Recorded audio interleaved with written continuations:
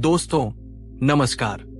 आज हम एक ऐसी यात्रा पर निकलने वाले हैं जो आपके विश्वास, आपकी मान्यताओं और आपकी आध्यात्मिकता की समझ को एक नई दिशा दे सकती है। आज हम एक ऐसा प्रश्न पूछने जा रहे हैं जो अक्सर हमारे मन में उठता है, पर हम उसे पूछने से हिचकिचाते हैं। आपने अक्सर सुना होगा और शायद महसूस भी किया होगा कि तथागत गौतम बुद्ध ने अपने जीवन काल में पूजा पाठ, यज्ञ और बाहरी कर्म कांडों से एक स्पष्ट दूरी बना ली थी। लेकिन क्या आपने कभी गहराई से सोचा है कि क्यों? आखिर वो कौन से कारण थे, वो कौन सी गहरी समझ थी जिसकी वजह से एक राजकुमार जो स्वयं एक ऐसी परंपरा में जन्मा था जहां पूजा और यज्ञ जीवन का अभिन्न अंग थे, उसने एक बिल्कुल अलग मार्ग चुना। एक ऐसा मार्ग जो बाहरी मूर्तियों और मंदिरों से हटकर भीतर की ओर जाता था। ये वीडियो किसी भी पूजा पद्धति का अपमान करने के लिए नहीं है, बल्कि उस गहरी सच्चाई को खोजने का एक विनम्र प्रयास है जिसे बुद्ध ने दुनिया के सामने रखा। इस वीडियो को कृपया अंत तक और पूरे ध्यान से देखिएगा, क्योंकि आज की ये कहानी, ये चर्चा शायद आपके जीवन में पूजा और आध्यात्मिकता के अर्थ को हमेशा के लिए बदल सकती है। ये केवल जानकारी नहीं, बल्कि एक आत्ममंथन होने वाला है। तो चलिए अपने मन को शांत करके इस अद्भुत रहस्य से पर्दा उठाते हैं। दोस्तों, इस कहानी को समझने के लिए हमें 2500 साल पीछे उस समय के भारत में चलना होगा, जब राजकुमार सिद्धार्थ का जन्म आज के नेपाल में स्थित लुम्बिनी के पवित्र स्थल पर हुआ। तब वो एक ऐसा युग था जब धर्म और आध्यात्मिकता का अर्थ मुख्य रूप से पूजा पाठ, यज्ञ और विभिन्न देवी देवताओं को प्रसन्न करने के लिए किए जाने वाले अनुष्ठान थे। समाज में ये मान्यता बहुत गहरी थी कि अगर हम देवताओं की विधि विधान से पूजा करेंगे तो वे प्रसन्न होंगे और हमें धन धान्य, पुत्र और स्वास्थ्य का वरदान देंगे। यज्ञ और हवन करने से हमारे पाप कट जाएंगे और हमें स्वर्ग की प्राप्ति होगी। जीवन की हर समस्या का समाधान किसी न किसी पूजा या कर्म कांड में छिपा है। ये एक ऐसी दुनिया थी जहां धर्म बाहरी क्रियाओं पर अधिक केंद्रित था। लोगों का विश्वास था कि उनकी नियति, उनका सुख दुख सब कुछ बाहरी शक्तियों यानी देवताओं के हाथों में है। उन्हें बस उन शक्तियों को प्रसन्न रखना है। लेकिन क्या कभी आपने रुककर सोचा है, क्या केवल बाहरी पूजा करने से हमारे मन के भीतर का दुख, भीतर की अशांति दूर हो सकती है? क्या बिना अपने कर्मों को सुधारे, बिना अपनी आदतों को बदले, सिर्फ भगवान को फूल और प्रसाद चढ़ाने से हमारा जीवन सच में बदल सकता है? अगर कोई व्यक्ति बहुत पूजा पाठ करता है पर मन में क्रोध, ईर्ष्या और लालच रखता है, तो क्या उसकी पूजा सफल मानी जाएगी? ये साधारण सवाल नहीं है, ये बहुत गहरे सवाल है। और यही सवाल एक दिन कपिलवस्तु के राजकुमार सिद्धार्थ गौतम के युवा मन में एक तूफान की तरह उठे। हम सब जानते हैं कि बुद्ध का असली नाम सिद्धार्थ गौतम था। वे एक राजकुमार थे जिनके पास दुनिया की हर सुख सुविधा थी। उनके पिता राजा शुद्धोदन ने उन्हें दुखों से दूर रखने की हर संभव कोशिश की। उन्होंने महल को इतना भव्य बना दिया था कि सिद्धार्थ को बाहरी दुनिया की कठोर सच्चाइयों का पता ही न चले। लेकिन नियति को कुछ और ही मंजूर था। एक दिन जब सिद्धार्थ महल से बाहर निकले तो उन्होंने 4 ऐसे दृश्य देखे जिन्होंने उनके जीवन की दिशा हमेशा के लिए बदल दी। उन्होंने देखा एक बीमार व्यक्ति जो दर्द से कराह रहा था। सिद्धार्थ को पहली बार एहसास हुआ कि ये शरीर बीमार पड़ सकता है। 2, एक बूढ़ा व्यक्ति जिसकी कमर झुकी हुई थी और जो लाठी के सहारे चल रहा था। सिद्धार्थ को समझ आया कि ये यौवन और शक्ति स्थायी नहीं है, बुढ़ापा निश्चित है। 3, एक मृत व्यक्ति जिसे लोग श्मशान ले जा रहे थे। सिद्धार्थ का हृदय कांप उठा। उन्हें परम सत्य का ज्ञान हुआ कि जीवन का अंत मृत्यु है और इससे कोई नहीं बच सकता। इन 3 दृश्यों ने सिद्धार्थ को भीतर तक झकझोर दिया। उन्होंने सोचा, क्या फायदा इस महल का, इस ऐश्वर्य का, जब एक दिन ये शरीर बीमार होगा, बूढ़ा होगा और अंत में मर जाएगा। ये दुख, ये पीड़ा, ये मृत्यु तो हर इंसान के जीवन का हिस्सा है, चाहे वह राजा हो या रंक। उन्होंने अपने आसपास देखा, लोग मंदिरों में जा रहे थे, पूजा कर रहे थे, यज्ञ कर रहे थे। उन्होंने खुद से पूछा, जब ये दुख, ये बीमारी और ये मृत्यु जीवन की इतनी बड़ी और अटल सच्चाइयां, तो क्या केवल बाहरी पूजा पाठ करने से इनसे स्थायी मुक्ति मिल सकती है? और फिर उन्होंने चौथा दृश्य देखा। 4, एक सन्यासी जिसके चेहरे पर कोई चिंता नहीं थी, कोई भय नहीं था। उसकी आंखों में एक अद्भुत शांति और स्थिरता थी। उसे देखकर सिद्धार्थ को लगा कि शायद दुखों से पार जाने का कोई रास्ता है, और वह रास्ता बाहरी दुनिया में नहीं, बल्कि भीतर की खोज में है। यहीं से राजकुमार सिद्धार्थ की महान यात्रा शुरू हुई। उन्होंने अपने महल, अपनी पत्नी, अपने नवजात पुत्र और अपने राज्य का त्याग कर दिया, सत्य की खोज के लिए, दुख से मुक्ति का मार्ग खोजने के लिए। और इसी खोज ने उन्हें बुद्ध बनाया। दोस्तों, क्या आपके जीवन में भी कभी ऐसा कोई पल आया है जब किसी घटना ने आपको जीवन के गहरे अर्थ के बारे में सोचने पर मजबूर कर दिया हो? कमेंट में हाँ या नहीं लिखकर बताएं। हम जानना चाहते हैं कि क्या आप भी सिद्धार्थ की इस बेचैनी से खुद को जोड़ पाते हैं।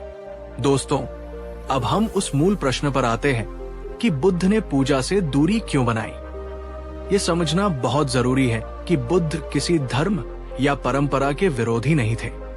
वे एक वैज्ञानिक की तरह थे जो हर चीज को तर्क और अनुभव की कसौटी पर कसते थे।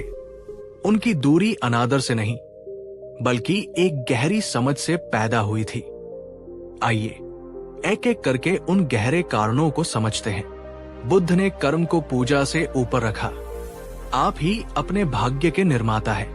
बुद्ध की सबसे क्रांतिकारी शिक्षाओं में से एक थी कर्म का सिद्धांत, जिसे उन्होंने एक बिल्कुल नए और वैज्ञानिक दृष्टिकोण से प्रस्तुत किया। उस समय की मान्यता थी कि देवता हमारे कर्मों का फल देते हैं और पूजा करके हम उन्हें प्रसन्न कर सकते हैं और अपने भाग्य को बदल सकते हैं। बुद्ध ने इस विचार को पूरी तरह से पलट दिया। उन्होंने कहा, कोई बाहरी शक्ति, कोई देवता, कोई ईश्वर आपके भाग्य का निर्माता नहीं है। आप स्वयं अपने विचारों, अपने शब्दों और अपने कर्मों से अपने भाग्य का निर्माण करते हैं। उन्होंने समझाया कि अगर कोई इंसान दिन भर झूठ बोलता है, दूसरों को धोखा देता है और मन में नफरत रखता है और फिर शाम को मंदिर जाकर घंटों पूजा करता है, तो क्या उसके बुरे कर्मों का फल मिट जाएगा? नहीं। जैसे नीम का बीज बोकर आप आम के फल की उम्मीद नहीं कर सकते, वैसे ही बुरे कर्म करके आप पूजा के माध्यम से अच्छे परिणाम की उम्मीद नहीं कर सकते। उन्होंने माना कि पूजा अच्छी है, श्रद्धा एक सकारात्मक भाव है, लेकिन जब तक इंसान अपने मूल कर्मों को, अपनी आदतों को, अपनी सोच को नहीं बदलता, तब तक उसका जीवन नहीं बदल सकता। पूजा एक बाहरी क्रिया है, जबकि कर्म आपके अस्तित्व का मूल है। आप ही बताइए दोस्तों, और पूरी ईमानदारी से बताइएगा, अगर कोई व्यक्ति अपने बूढ़े माता पिता का अपमान करता है पर हर मंगलवार को मंदिर में जाकर हनुमान जी को लड्डू चढ़ाता है, तो क्या उसे पुण्य मिलेगा? क्या भगवान उसकी पूजा स्वीकार करेंगे? अपने विचार नीचे कमेंट में जरूर लिखिएगा। ये एक बहुत ही महत्वपूर्ण प्रश्न है जिस पर हम सबको सोचना चाहिए। बुद्ध ने बाहरी नहीं, अंदर की शांति खोजी। असली मंदिर आपके भीतर है। बुद्ध ने देखा कि लोग शांति और खुशी की तलाश में मंदिरों में, तीर्थों में और यज्ञों में भटक रहे थे। वे बाहरी दुनिया में, मूर्तियों में और अनुष्ठानों में शांति ढूंढ रहे थे। लेकिन बुद्ध ने अपनी साधना से ये अनुभव किया कि असली शांति, सच्ची खुशी कहीं बाहर नहीं है, वो आपके अपने मन के भीतर है। उन्होंने कहा, अगर आपका मन शांत है तो आपको झोपड़ी में भी महल जैसा सुख मिलेगा, और अगर आपका मन अशांत है, क्रोध और चिंता से भरा है, तो आपको सोने के महल में भी नरक जैसी पीड़ा महसूस होगी। इसलिए उन्होंने अपना पूरा ध्यान बाहरी पूजा से हटाकर मन को साधने की आंतरिक प्रक्रिया पर केंद्रित किया, जिसे उन्होंने ध्यान, मेडिटेशन कहा। उनके लिए घंटों मूर्ति के सामने बैठने से कहीं ज्यादा महत्वपूर्ण था कुछ पल आंखें बंद करके अपने मन के भीतर उठने वाले विचारों और भावनाओं को देखना, उन्हें समझना और उन पर विजय प्राप्त करना। उन्होंने सिखाया कि असली मंदिर आपका अपना मन है। उसे साफ सुथरा, शांत और प्रेमपूर्ण बनाना ही सबसे बड़ी पूजा है। दोस्तों, अगर बुद्ध की ये बात आपके दिल को छू गई है कि असली शांति भीतर है, तो इस वीडियो को अपने उन दोस्तों और परिवार वालों के साथ शेयर जरूर करें जो अक्सर तनाव और चिंता में रहते हैं। शायद ये संदेश उन्हें एक नई दिशा दे सके। बुद्ध ने अंधविश्वास और निर्भरता से दूरी बनाई। अपना दीपक स्वयं बनो। बुद्ध ने यह भी देखा कि पूजा पाठ अक्सर लोगों को अंधविश्वासी और निर्भर बना रहा था। लोग अपनी समस्याओं के समाधान के लिए खुद प्रयास करने के बजाय पूरी तरह से देवताओं या पुजारियों पर निर्भर हो गए थे। मैं ये पूजा करूंगा तो बिना मेहनत किए अमीर हो जाऊंगा। मैं ये मन्नत मांगूंगा तो मेरी बीमारी ठीक हो जाएगी। पंडित जी ने ये उपाय बताया है, अब सब ठीक हो जाएगा। बुद्ध ने पूजा को पूरी तरह नकारा नहीं, लेकिन उन्होंने कहा, पूजा या कोई भी धार्मिक क्रिया तभी सार्थक है जब आप उसे पूरी समझ और जागरूकता के साथ करें, न कि आंख बंद करके अंधविश्वास में। उन्होंने लोगों को निर्भरता से मुक्त करना चाहा। उनका अंतिम और सबसे प्रसिद्ध संदेश था, अप दीपो भव, अर्थात अपना दीपक स्वयं बनो। इसका अर्थ था, अपनी समस्याओं के समाधान के लिए किसी बाहरी शक्ति या किसी दूसरे व्यक्ति पर निर्भर मत रहो। अपने भीतर ज्ञान, विवेक और साहस का दीपक जलाओ और उसी की रोशनी में अपना मार्ग स्वयं खोजो। बुद्ध ने कहा कि असली अमीरी मेहनत, ईमानदारी और संतोष में है। असली स्वास्थ्य सही जीवन शैली और शांत मन में है, और असली मुक्ति अपने मन को विकारों से मुक्त करने में। बुद्ध का ध्यान, यही असली पूजा थी। स्वयं को जानना ही ईश्वर को जानना है। तो अगर बुद्ध पूजा नहीं करते थे तो वे क्या करते थे? दोस्तों, बुद्ध की असली पूजा थी, उनका असली अनुष्ठान था ध्यान, मेडिटेशन। उनके लिए सबसे बड़ी पूजा थी सत्य की खोज। जीवन क्या है, दुख क्या है और इससे मुक्ति कैसे मिल सकती है, इस पर निरंतर चिंतन मनन करना।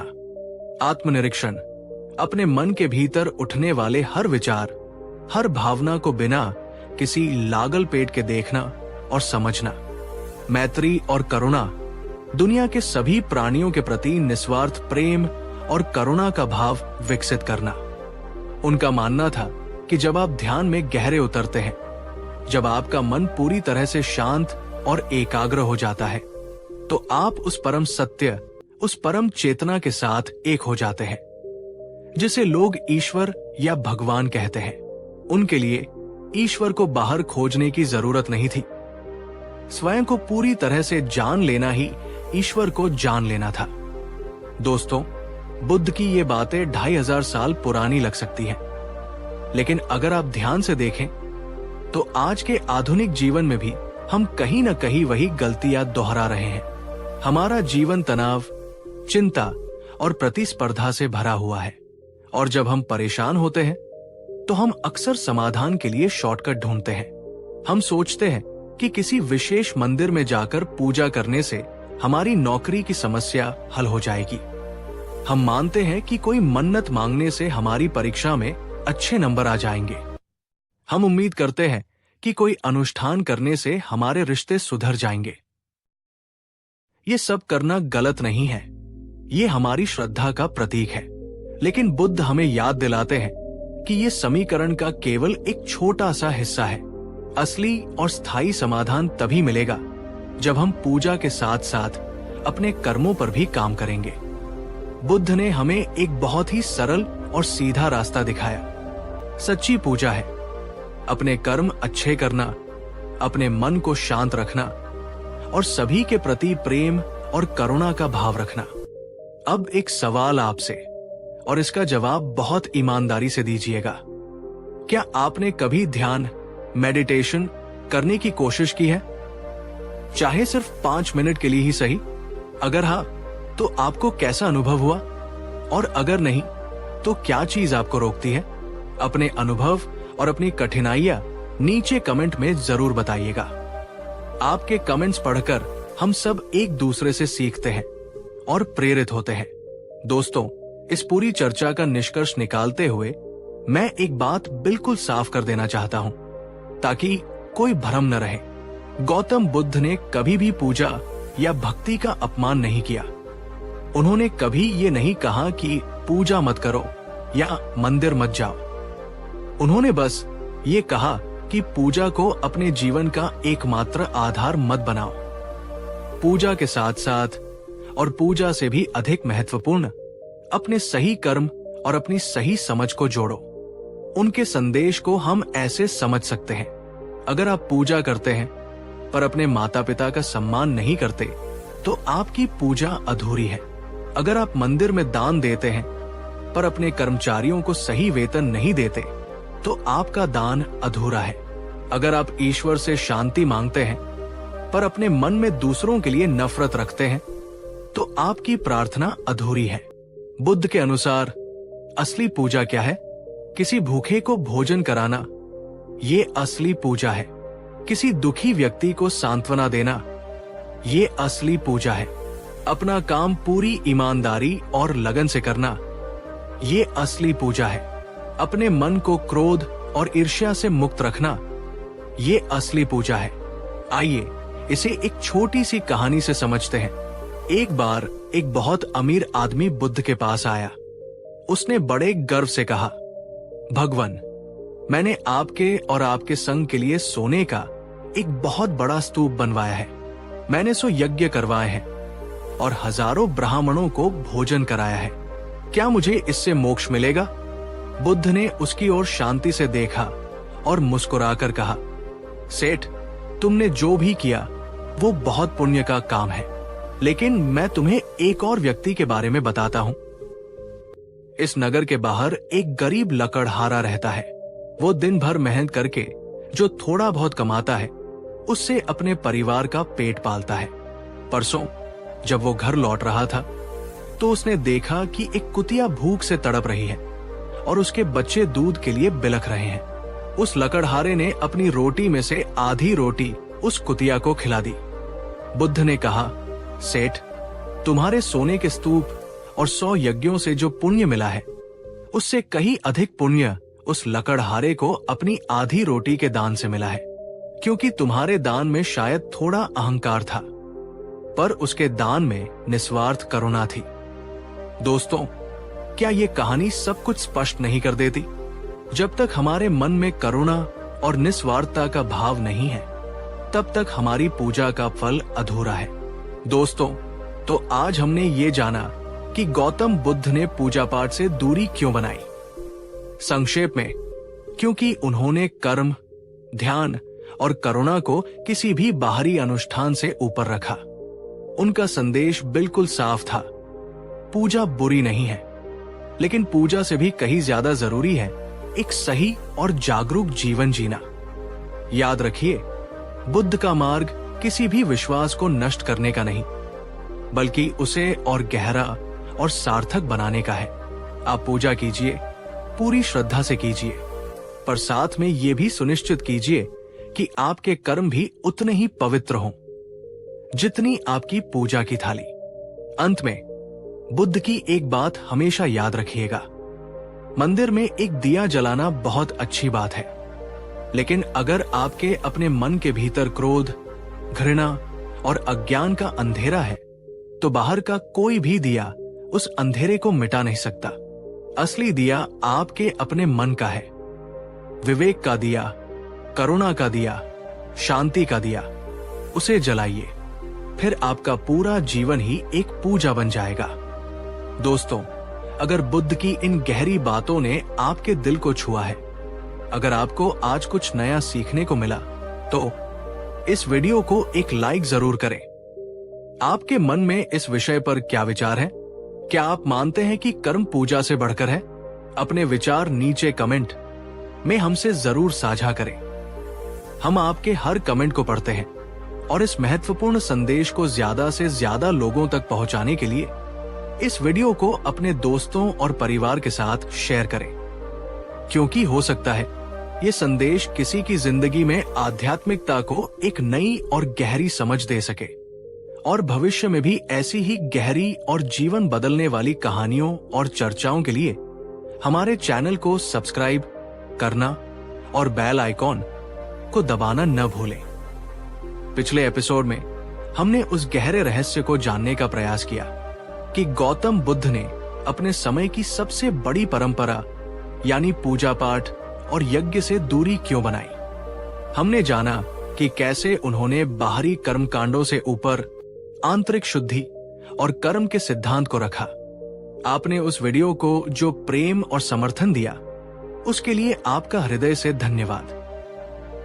आज हम उसी यात्रा को एक कदम और आगे बढ़ाएंगे। आज हम ये देखेंगे कि जब बुद्ध ने ये क्रांतिकारी मार्ग अपनाया तो समाज ने, उस समय के लोगों ने उन पर क्या प्रतिक्रिया दी। जब सदियों से चली आ रही परंपराओं पर सवाल उठाए गए तो लोगों ने बुद्ध से क्या पूछा। जब एक राजकुमार ने देवताओं की पूजा छोड़कर अपने भीतर की खोज को ही परम धर्म बताया तो समाज में कैसी खलबली मची। और सबसे महत्वपूर्ण, जब समाज ने बुद्ध को घेरकर ये सवाल किया, हे सन्यासी, आप पूजा क्यों नहीं करते? क्या आप नास्तिक हैं? क्या आप परंपराओं का अपमान कर रहे हैं? तो बुद्ध ने उन तीखे सवालों का क्या जवाब दिया? उनके जवाब सुनकर लोग कैसे चौंक गए और सोचने पर मजबूर हो गए। तो दोस्तों, इस वीडियो को अंत तक और पूरे ध्यान से देखिएगा, क्योंकि ये कहानी सिर्फ बुद्ध के बारे में नहीं है। ये कहानी हमारे अपने समाज, हमारी अपनी परंपराओं और हमारे अपने विश्वासों पर सवाल उठाने की हिम्मत के बारे में है। ये आपको सोचने पर मजबूर कर देगी। चलिए समय में पीछे लौटते हैं और देखते हैं कि जब एक जागृत आत्मा ने परंपराओं को चुनौती दी तो क्या हुआ। जब बुद्ध ने अपने ज्ञान को लोगों के साथ बांटना शुरू किया और ध्यान, करुणा तथा कर्म के मार्ग को ही मुक्ति का सच्चा मार्ग बताया तो तत्कालीन समाज में, विशेषकर परंपरावादी वर्गों में, एक तूफानी हलचल मच गई। सोचिए, एक ऐसा समाज जहां हर व्यक्ति का जीवन जन्म से लेकर मृत्यु तक पूजा पाठ, यज्ञ, बलि और अनगिनत कर्मकांडों से बंधा हुआ था। जहां यह माना जाता था कि देवताओं की कृपा के बिना पत्ता भी नहीं हिल सकता। उस समाज में एक व्यक्ति आकर कह रहा था कि तुम्हारी मुक्ति तुम्हारे अपने हाथों में है, किसी देवता के हाथों में नहीं। लोग तरह तरह की बातें करने लगे। कुछ साधारण लोग जो उन्हें श्रद्धा से देखते थे वे भ्रमित थे। वे सोचते थे, क्या हमारे पूर्वज गलत थे? क्या हमारी पूजा व्यर्थ है? कुछ परंपरावादी ब्राह्मण और पुजारी क्रोधित थे। उन्हें लगा कि ये व्यक्ति हमारी सदियों पुरानी व्यवस्था को नष्ट कर रहा है। वे कहते, ये राजकुमार नास्तिक हो गया है, ये लोगों को धर्म के मार्ग से भटका रहा है। कुछ ज्ञानी और तर्कशास्त्री हैरान थे। वे कहते, ये कैसी बातें कर रहा है? बिना ईश्वर और देवताओं की पूजा के कोई धर्म कैसे हो सकता है? और कुछ लोग जो उन्हें जानते थे वे कहते, ये राजकुमार राजपाट छोड़कर पागल हो गया है। दोस्तों, जरा एक पल के लिए सोचिए, अगर आज आपके समाज में, आपके आसपास कोई बहुत ही सम्मानित व्यक्ति अचानक आपकी सबसे गहरी परंपराओं को छोड़कर एक बिल्कुल नया और अलग रास्ता अपना ले, तो क्या लोग उसे आसानी से स्वीकार कर लेंगे या उस पर भी ऐसे ही सवाल उठाए जाएंगे? अपने विचार नीचे कमेंट में बताइएगा। ये हमें मानव स्वभाव को समझने में मदद करता है। ये बुद्ध के लिए एक बहुत बड़ी चुनौती थी। उन्हें न केवल लोगों को एक नया मार्ग दिखाना था, बल्कि उनके मन में सदियों से जमी हुई मान्यताओं की परतों को भी बड़ी कोमलता और तर्क से हटाना था। एक दिन बुद्ध विहार करते हुए एक ऐसे गांव में पहुंचे जो अपनी कर्मकांडी परंपराओं और यज्ञों के लिए प्रसिद्ध था। गांव के मुखिया और प्रमुख ब्राह्मणों ने जब सुना कि बुद्ध आए हैं और वे पूजा पाठ को महत्व नहीं देते, तो वे सब मिलकर बुद्ध से शास्त्रार्थ करने पहुंच गए। एक वृद्ध और अत्यंत सम्मानित ब्राह्मण ने आगे बढ़कर हाथ जोड़कर पर दृढ़ स्वर में पूछा, ब्राह्मण हे सन्यासी, हमने सुना है कि आप देवताओं की पूजा नहीं करते, यज्ञों का खंडन करते हैं और लोगों को ध्यान करने के लिए कहते हैं। हम आपका सम्मान करते हैं, पर हमारा प्रश्न यह है कि बिना देवताओं को प्रसन्न किए, बिना उनकी पूजा किए किसी प्राणी का कल्याण या मोक्ष कैसे संभव है? हमारे वेद और शास्त्र तो यही सिखाते हैं। सभा में सन्नाटा छा गया। सब लोग बुद्ध के उत्तर की प्रतीक्षा करने लगे। बुद्ध के चेहरे पर कोई तनाव नहीं था। वे मंद मंद मुस्कुराए और अत्यंत शांत और मधुर वाणी में बोले, हे विद्वान ब्राह्मण, मैं आपके प्रश्न का सम्मान करता हूं। मुझे आप एक प्रश्न का उत्तर दीजिए। मान लीजिए एक किसान है जिसके पास बहुत उपजाऊ भूमि है। वो अपने खेत में उत्तम बीज न बोए, समय पर उसे पानी से न सींचे, खरपतवार न हटाए और रात दिन केवल खेत के किनारे बैठकर इंद्रदेव से अच्छी फसल देने की प्रार्थना करे, तो क्या केवल उसकी प्रार्थना से खेत में फसल लहला उठेगी? गांव वाले और ब्राह्मण एक दूसरे का मुंह देखने लगे। वे सब किसान थे, वे सच्चाई जानते थे। एक युवा ने कहा, नहीं भगवान, बिना कर्म किए, बिना बीज बोए और मेहनत किए फसल कैसे उग सकती है? बुद्ध ने अपनी बात को आगे बढ़ाया, बिल्कुल सही कहा तुमने। ठीक इसी प्रकार ये जीवन एक खेत है। हमारे अच्छे कर्म बीज है, हमारी मेहनत और हमारा सही आचरण सिंचाई है, और जो परिणाम हमें मिलता है वो फसल है। पूजा और प्रार्थना श्रद्धा का प्रतीक है। वे मन को बल दे सकती है, लेकिन वे कर्म का स्थान नहीं ले सकती। उन्होंने आगे कहा, मैं पूजा का विरोधी नहीं हूं, मैं अधूरे कर्म का विरोधी हूं। पूजा अच्छी है, लेकिन पूजा से कहीं ज्यादा जरूरी है सही कर्म करना। पहले अपने जीवन के खेत में अच्छाई, ईमानदारी और करुणा के बीज बो, फिर देखो तुम्हारी फसल कैसी लहलहाती है। दोस्तों, आप ही बताइए, बुद्ध का ये तर्क कितना सीधा, सरल और शक्तिशाली था। अगर एक विद्यार्थी साल भर पढ़ाई न करे और परीक्षा के दिन मंदिर में जाकर प्रार्थना करे कि वो पास हो जाए, तो क्या ये संभव है? अगर आपको बुद्ध की ये बात तर्कसंगत और सच्ची लगती है, तो अपना समर्थन दिखाने के लिए लाइक का बटन जरूर दबाइएगा। गांव के लोग बुद्ध के तर्क से प्रभावित तो हुए, पर उनके मन में अभी भी शंका थी। एक और ब्राह्मण ने पूछा, लेकिन भगवान, पूजा पाठ से मन को शांति मिलती है, जीवन में प्रकाश आता है, उसे छोड़कर हम आपके ध्यान के मार्ग पर क्यों चले? बुद्ध ने लोगों को समझाने के लिए एक और सुंदर और गहरा उदाहरण दिया। उन्होंने कहा, मान लो एक बहुत ही अंधेरा कमरा है। तुम उस कमरे में एक सुंदर सा सोने का दीपक रख दो। उस दीपक के सामने तुम सुंदर फूल चढ़ाओ, मीठा प्रसाद रखो और दिन भर हाथ जोड़कर उससे प्रार्थना करो कि हे दीपक प्रकाश दो, हे दीपक प्रकाश दो। तो क्या उस कमरे में रोशनी हो जाएगी? सब लोग एक स्वर में बोले, नहीं भगवान, ऐसा कैसे हो सकता है?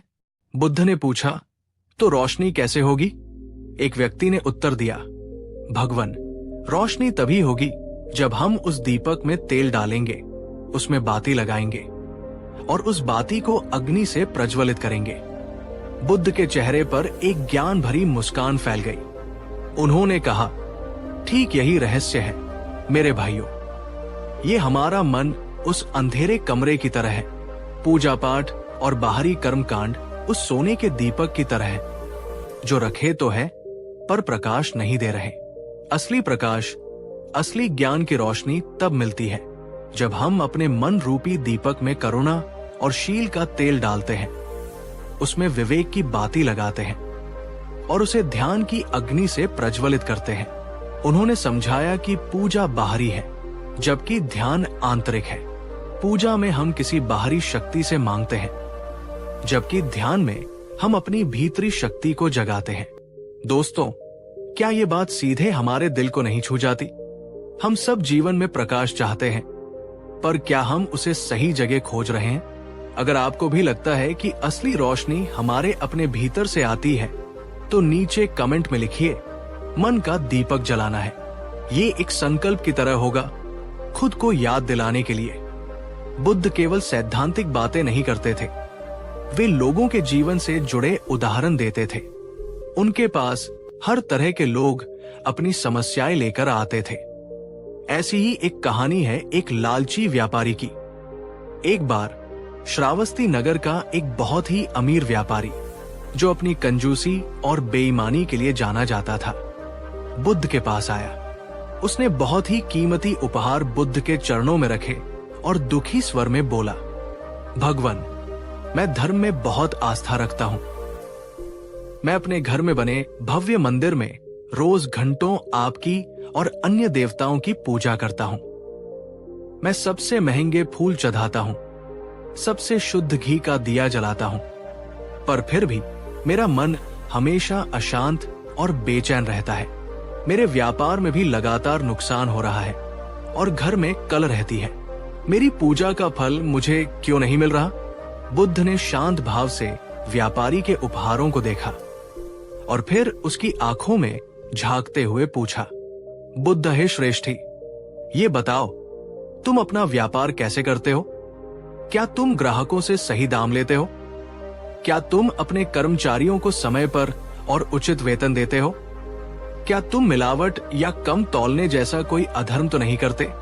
ये सुनते ही व्यापारी का चेहरा पीला पड़ गया। उसने अपना सिर झुका लिया और धीरे से बोला, भगवान, व्यापार में तो ये सब थोड़ा बहुत करना ही पड़ता है, नहीं तो मुनाफा कैसे होगा? बुद्ध बोले, तो फिर तुम्हारी पूजा अधूरी और निष्फल है। श्रेष्ठी, तुम एक हाथ से देवताओं को फूल चढ़ा रहे हो और दूसरे हाथ से मनुष्यों को ठग रहे हो।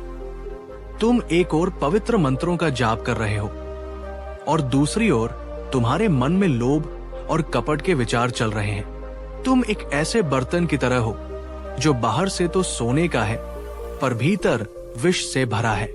ऐसे बर्तन में रखा अमृत भी विष बन जाता है।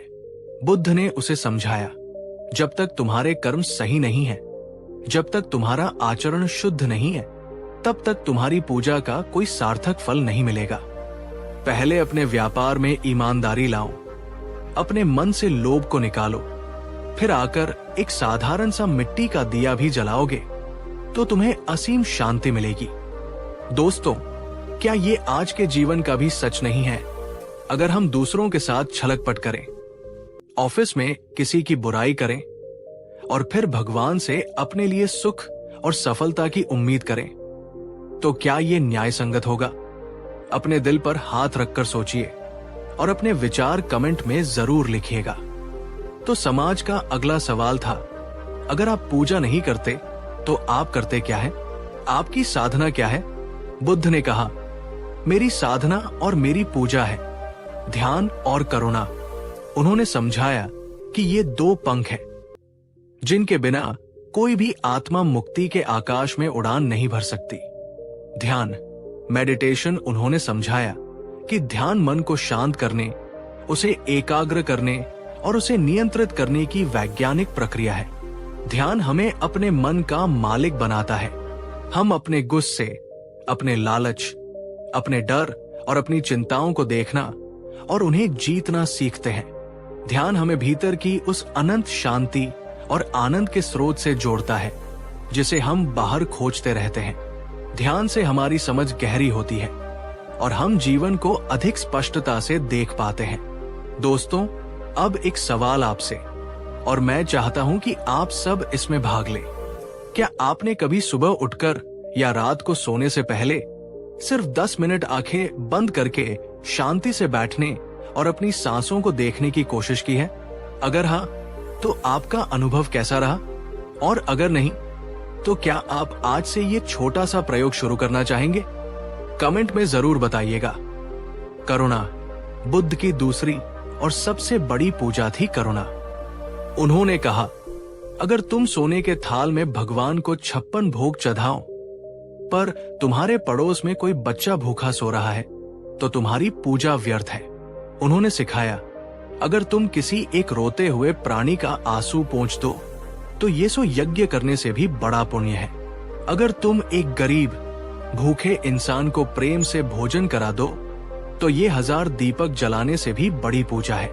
दोस्तों, क्या ये सच नहीं है?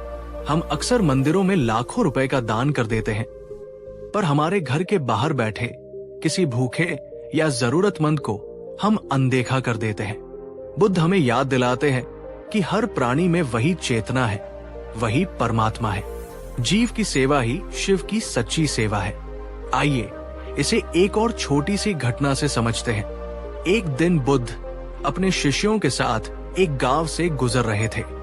उन्होंने देखा कि रास्ते में एक छोटा सा पिल्ला घायल पड़ा है और दर्द से कराह रहा है। गांव के लोग अपने अपने कामों में व्यस्त थे। कुछ लोग पास के मंदिर में पूजा करने जा रहे थे, लेकिन उस घायल जीव की ओर किसी का ध्यान नहीं गया। बुद्ध रुके। उन्होंने उस पिल्ले को अपनी गोद में उठाया, अपने वस्त्र से उसका घाव साफ किया और उसे प्रेम से सहलाया। फिर उन्होंने आनंद से कहा, आज की सबसे बड़ी पूजा संपन्न हुई। दोस्तों, एक पल के लिए सोचिए, अगर उस स्थिति में आप होते तो क्या आप पहले मंदिर में पूजा करने जाते या उस घायल जीव की मदद करते? अपनी सच्ची भावना कमेंट में जरूर बताना। धीरे धीरे बुद्ध के इन तार्किक, व्यावहारिक और हृदय को छू लेने वाले जवाबों का लोगों पर गहरा असर होने लगा। लोगों ने अपनी आंखों से देखना शुरू किया। जो लोग केवल बाहरी पूजा पाठ में उलझे थे, वे अक्सर दुखी, भयभीत और अशांत थे। लेकिन जो लोग बुद्ध के बताए मार्ग पर चलकर ध्यान और करुणा का अभ्यास कर रहे थे, उनके जीवन में एक अद्भुत शांति, एक निर्भयता और एक सच्ची खुशी झलक रही थी। इससे समाज में एक मौन क्रांति शुरू हुई। लोगों ने पूजा पाठ को छोड़ा नहीं, पर उन्होंने उसके साथ कर्म, ध्यान और करुणा के महत्व को समझना शुरू किया। धर्म अब केवल एक बाहरी क्रिया नहीं, बल्कि एक आंतरिक रूपांतरण की प्रक्रिया बन गया। दोस्तों, अब एक अंतिम सवाल आपसे। क्या आपको लगता है कि अगर आज का हमारा समाज भी बुद्ध की तरह बाहरी दिखावे से ज्यादा आंतरिक गुणों जैसे ईमानदारी, ध्यान और करुणा को महत्व देने लगे, तो ये दुनिया एक बेहतर जगह बन सकती है? दोस्तों, आज के इस एपिसोड में हमने जाना कि जब समाज ने बुद्ध से ये मुश्किल सवाल पूछा कि आप पूजा क्यों नहीं करते, तो उन्होंने कितने सुंदर और गहरे उत्तर दिए। उन्होंने संक्षेप में कहा, 1. पूजा अच्छी है, लेकिन ये कर्म का विकल्प नहीं है। कर्म के बिना पूजा अधूरी है। 2. असली प्रकाश बाहरी दियों से नहीं, मन के भीतर ध्यान का दीपक जलाने से मिलता है। 3. करुणा और सेवा ही परमात्मा तक पहुंचने का सबसे सीधा और सच्चा मार्ग है। 4. मुक्ति या मोक्ष किसी देवता की कृपा से नहीं, बल्कि अपने मन को विकारों से मुक्त करके स्वयं के प्रयासों से मिलता है। याद रखिए, बुद्ध का संदेश साफ था, पूजा करो, पूरी श्रद्धा से करो, लेकिन अपने कर्म और अपने मन को शुद्ध करना मत भूलो, क्योंकि भगवान आपके चढ़ावे के नहीं, आपकी सच्ची भावना और आपके शुद्ध आचरण के भूखे हैं। पिछले एपिसोड में हमने देखा कि जब आम समाज ने बुद्ध से सवाल किया, आप पूजा क्यों नहीं करते, तो उन्होंने कैसे सरल और गहरे उदाहरणों से कर्म, ध्यान और करुणा के महत्व को समझाया। आपने उस वीडियो को बहुत सराहा, जिसके लिए हम आपके आभारी हैं। लेकिन अब कहानी एक नया और ज्यादा चुनौतीपूर्ण मोड़ लेने वाली थी। अब सवाल आम लोगों का नहीं, बल्कि उन राजाओं, सम्राटों और शक्तिशाली दरबारियों का था, जिनके एक निर्णय से लाखों लोगों का भाग्य तय होता था। जब भारत के महान राजाओं ने बुद्ध को अपने भव्य दरबारों में आमंत्रित किया, तो उन्होंने बुद्ध के सामने क्या प्रश्न रखे? क्या बुद्ध ने राजाओं के सामने भी वही निर्भीक सत्य दोहराया जो वो एक साधारण किसान को समझाते थे, या सत्ता के सामने उनके शब्द बदल गए और जब बुद्ध ने राजधर्म और आत्मधर्म का रहस्य खोला तो उन शक्तिशाली शासकों की प्रतिक्रिया क्या रही? क्या उन्होंने बुद्ध के ज्ञान को स्वीकार किया या उनका अहंकार आड़े आ गया? आज का ये एपिसोड इन्हीं ऐतिहासिक और रोमांचक सवालों का जवाब देगा। तो इस वीडियो को अंत तक और पूरे ध्यान से देखिएगा, क्योंकि ये कहानी न केवल आपको बुद्ध की निर्भीकता से परिचित कराएगी, बल्कि ये भी सिखाएगी कि सच्चा धर्म और सच्चा नेतृत्व क्या होता है। ये कहानी आज के लीडर्स के लिए भी उतनी ही प्रासंगिक है। चलिए चलते हैं मगध के उस भव्य राज दरबार में, जहां इतिहास की एक सबसे महत्वपूर्ण आध्यात्मिक चर्चा होने वाली थी। दोस्तों, हमारी कहानी की पहली और सबसे महत्वपूर्ण घटना घटती है उस समय के सबसे शक्तिशाली साम्राज्यों में से एक मगध में। मगध के महान राजा बिंबसार बुद्ध के समकालीन थे। वे न केवल एक शक्तिशाली शासक थे, बल्कि धर्म और दर्शन में भी गहरी रुचि रखते थे। जब उन्होंने बुद्ध की प्रसिद्धि और उनके नए मार्ग के बारे में सुना, तो उन्होंने बड़े सम्मान के साथ बुद्ध को अपने राज दरबार में आमंत्रित किया। कल्पना कीजिए उस दृश्य की। दरबार हजारों दीपकों की रोशनी से जगमगा रहा था। दीवारों पर सुंदर चित्रकारी थी। हवा में सुगंधित फूलों और हवन की महक फैली हुई थी। चारों ओर वेद मंत्रों की धीमी ध्वनि गूंज रही थी। एक ओर राज्य के सबसे बड़े पुरोहित और ब्राह्मण बैठे थे, और दूसरी ओर मंत्री और सेनापति। और इस सारी भव्यता और सत्ता के केंद्र में अपने सिंहासन पर विराजमान थे राजा बिंबसार। बुद्ध ने जब उस सभा में प्रवेश किया तो उनके सरल भगवा वस्त्र और उनके चेहरे की अलौकिक शांति उस दरबार की सारी चमक दमक पर भारी पड़ रही थी। राजा बिंबसार सिंहासन से उतरे। उन्होंने बुद्ध को प्रणाम किया और उन्हें अपने पास एक उच्चासन पर बिठाया। कुछ देर की औपचारिक चर्चा के बाद राजा ने हाथ जोड़कर वो प्रश्न पूछा जो उनके मन को मथ रहा था। राजा बिंबसार, हे महात्मन, आप स्वयं एक राजकुमार थे। आप हमारी परंपराओं को भली भांति जानते हैं। हम आपके ज्ञान और आपकी साधना का हृदय से सम्मान करते हैं, पर हमारा मन ये समझने में असमर्थ है कि आप इतने महान ज्ञानी होकर भी देवताओं की पूजा और यज्ञों से विमुख क्यों हैं? क्या देवताओं की कृपा के बिना इतना बड़ा साम्राज्य चलाया जा सकता है? क्या उनकी पूजा किए बिना किसी राजा या उसकी प्रजा का कल्याण और मोक्ष संभव है? पूरे दरबार में सन्नाटा छा गया। ये एक सीधा और बहुत ही साहसिक प्रश्न था। बुद्ध मुस्कुराए। उनकी मुस्कान में निंदा नहीं, बल्कि एक गहरी करुणा थी। उन्होंने राजा की ओर देखकर कहा, हे महाराज, मैं आपके प्रश्न की गहराई को समझता हूं। आप एक धर्मपरायण राजा हैं, पर आप ही मुझे बताइए, यदि आपकी सेना युद्ध के मैदान में शस्त्र छोड़कर बैठ जाए और केवल विजय के देवता से जीत की प्रार्थना करती रहे, तो क्या आपका राज्य सुरक्षित रहेगा? राजा बिंबसार ये सुनकर चौंक गए। उन्होंने एक पल सोचा और फिर कहा, नहीं महात्मन, ये तो असंभव है। बिना पराक्रम और युद्ध कौशल के केवल प्रार्थना से युद्ध नहीं जीता जा सकता। बुद्ध ने अपनी बात को आगे बढ़ाया। ठीक इसी प्रकार हे राजन, ये जीवन भी एक युद्ध का मैदान है, जहां हमें निरंतर अपनी भीतरी और बाहरी चुनौतियों से लड़ना पड़ता है। केवल पूजा करने से, केवल देवताओं से प्रार्थना करने से जीवन का दुख, समाज की समस्याएं और मन की अशांति दूर नहीं होगी। मोक्ष या मुक्ति किसी देवता के वरदान से नहीं मिलती। वो अपने सही कर्म से, अपनी प्रज्ञा से और अपने मन को विकारों से मुक्त करने से मिलती है। पूजा तभी सार्थक है जब वो आपके श्रेष्ठ कर्मों के साथ जुड़ी हो। कर्मविहीन पूजा ऐसी ही है जैसे बिना परिश्रम के फसल की कामना करना। बुद्ध का ये सीधा, तर्कपूर्ण और व्यावहारिक उत्तर सुनकर राजा बिंबसार निरुत्तर हो गए। उन्हें पहली बार समझ आया कि धर्म केवल एक अनुष्ठान नहीं, बल्कि एक जीवन जीने की कला है। दोस्तों, एक पल के लिए रुकते हैं और बुद्ध के इस जवाब पर चिंतन करते हैं। आपसे एक सवाल है, अगर हम अपने जीवन में सफलता चाहते हैं, मान लीजिए हमें कोई परीक्षा पास करनी है या अपने व्यापार को सफल बनाना है, तो क्या सिर्फ मंदिर जाकर प्रार्थना करने से या किसी ज्योतिषीय उपाय को करने से हमें सफलता मिल जाएगी, या उसके लिए हमें कड़ी मेहनत, सही रणनीति और निरंतर प्रयास भी करने होंगे? अपने सच्चे विचार नीचे कमेंट में जरूर लिखिएगा। बुद्ध हमें यही समझा रहे थे कि श्रद्धा और प्रार्थना अपनी जगह महत्वपूर्ण है। वे हमें मानसिक बल दे सकती हैं, पर वे कभी भी कर्म का स्थान नहीं ले सकती। दोस्तों, अब हमारी कहानी पहुंचती है एक और महान राज्य कोसल में।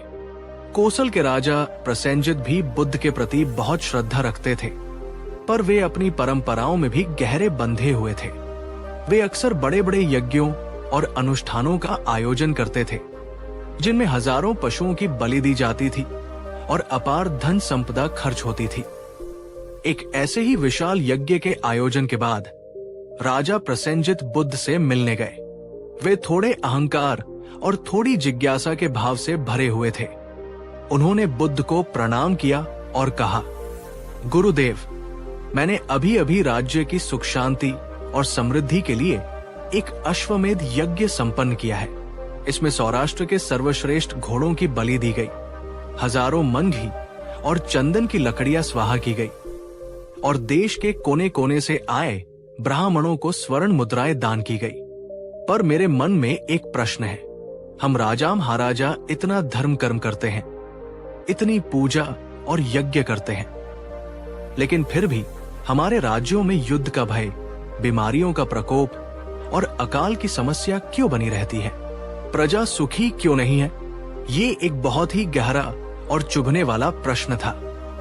राजा अपनी पूजा और कर्म कांडों की प्रभावशीलता पर ही सवाल उठा रहे थे। बुद्ध ने एक पल की शांति के बाद राजा की आंखों में सीधे देखते हुए कहा, हे राजन, आपने यज्ञ में हजारों मन घी तो डाला, पर क्या आपने ये सुनिश्चित किया कि आपके राज्य में कोई भी बच्चा भूखा न सोए? आपने ब्राह्मणों को स्वर्ण मुद्राएं तो दी, पर क्या आपने ये सुनिश्चित किया कि आपके राज्य में हर किसान को उसकी मेहनत का सही मूल्य मिले? आपने देवताओं को प्रसन्न करने के लिए पशुओं की बलि तो दी, पर क्या आपने ये सुनिश्चित किया कि आपके राज्य में किसी निर्दोष मनुष्य के साथ अन्याय न हो? राजा प्रसेनजित चुप हो गए। दरबार में बैठे मंत्रियों और पुरोहितों को भी ये बातें तीर की तरह चुभ गई। बुद्ध ने अपनी शांत पर दृढ़ आवाज में आगे कहा, राजन, आपके यज्ञ से जो धुआं निकला है वो आकाश में विलीन हो जाएगा, लेकिन जब आप किसी गरीब की भूख मिटाते हैं, किसी बीमार का इलाज करवाते हैं, किसी असहाय को न्याय दिलाते हैं, तो उससे जो करुणा का प्रकाश फैलता है वह युगों युगों तक बना रहता है। आप ही बताइए, आप अपने राज्य में क्षणभंगुर धुआं फैलाना चाहते हैं या शाश्वत प्रकाश? सच्चा यज्ञ पशुओं की बलि देना नहीं है राजन। सच्चा यज्ञ है अपने अहंकार, अपने क्रोध और अपने लोभ की बलि देना। अपनी प्रजा के दुखों को कम करने का प्रयास करना ही एक राजा की सबसे बड़ी पूजा है, सबसे बड़ा यज्ञ है। दोस्तों, आप ही बताइए, बुद्ध के इन शब्दों में कितनी सच्चाई और कितनी हिम्मत थी? एक शक्तिशाली सम्राट के सामने ये कहना कि तुम्हारे भव्य यज्ञ अधूरे हैं। अगर एक देश का शासक केवल बड़े बड़े मंदिर बनवाए, भव्य आयोजन करे, लेकिन देश में गरीबी, बेरोजगारी और अन्याय बना रहे, तो क्या उसे एक सफल शासक माना जाएगा? अपने विचार कमेंट में जरूर बताइएगा। ये एक बहुत ही संवेदनशील और महत्वपूर्ण विषय है। बुद्ध की इन बातों का असर केवल राजाओं पर ही नहीं, बल्कि उनके दरबारियों पर भी हो रहा था। एक दिन कोसल दरबार का एक वरिष्ठ और धनी दरबारी अकेले में बुद्ध से मिला। वो बहुत परेशान लग रहा था। उसने बुद्ध से कहा, गुरुदेव, मैं आपकी हर बात से सहमत हूं, पर मैं अपनी समस्या का समाधान नहीं खोज पा रहा। मैं रोज सुबह मंदिर जाता हूं, विधि विधान से पूजा करता हूं, दान पुण्य भी करता हूं, लेकिन जैसे ही मैं दरबार में लौटता हूं, मेरे मन में दूसरे दरबारियों के प्रति ईर्ष्या, प्रतिस्पर्धा और क्रोध के भाव आ जाते हैं। मैं रात को शांति से सो नहीं पाता। मेरे मन में शांति क्यों नहीं है? बुद्ध ने उससे एक सरल सा प्रश्न पूछा, हे अमात्य, क्या तुम प्रतिदिन स्नान करते हो? दरबारी ने कहा, हाँ गुरुदेव, मैं तो दिन में 2 बार स्नान करता हूं। बुद्ध ने पूछा, स्नान क्यों करते हो? दरबारी बोला, शरीर की गंदगी और मैल को साफ करने के लिए, ताकि शरीर स्वच्छ और स्वस्थ रहे। बुद्ध ने मुस्कुराते हुए कहा, तो फिर जैसे तुम शरीर का मैल साफ करने के लिए रोज स्नान करते हो, वैसे ही अपने मन का मैल यानी ईर्ष्या, क्रोध और द्वेष को साफ करने के लिए तुम क्या करते हो? जब तक तुम हर रोज ध्यान रूपी जल से अपने मन को स्नान नहीं कराओगे, उसे स्वच्छ नहीं करोगे, तब तक मंदिरों में चढ़ाए गए फूल भी तुम्हारे मन को सुगंधित नहीं कर पाएंगे। वे भी तुम्हारे मन की दुर्गंध में मुरझा जाएंगे। ये सुनकर उस दरबारी की आंखें खुल गई। उसे समझ आया कि वो बाहरी सफाई पर तो ध्यान दे रहा था, पर अपनी असली समस्या यानी मन की भीतरी गंदगी को नजरअंदाज कर रहा था। दोस्तों, क्या ये सीख आज भी हमारे लिए उतनी ही सच नहीं है? अगर हम बाहर बहुत पूजा पाठ करें, पर घर में आकर अपने परिवारजनों से झगड़ा करें या ऑफिस में सहकर्मियों से ईर्ष्या करें, तो क्या हमें सच्ची शांति मिल सकती है? क्या वो पूजा का सच्चा फल होगा? अब आती है हमारी कहानी के सबसे नाटकीय और मार्मिक हिस्से की, जिसमें बुद्ध का सामना होता है मगध के नए राजा अजातशत्रु से। ये वही अजातशत्रु था जिसने सत्ता के लालच में अपने ही पिता महान राजा बिंबिसार को बंदी बनाकर कारागार में डाल दिया था, जहां उनकी मृत्यु हो गई थी।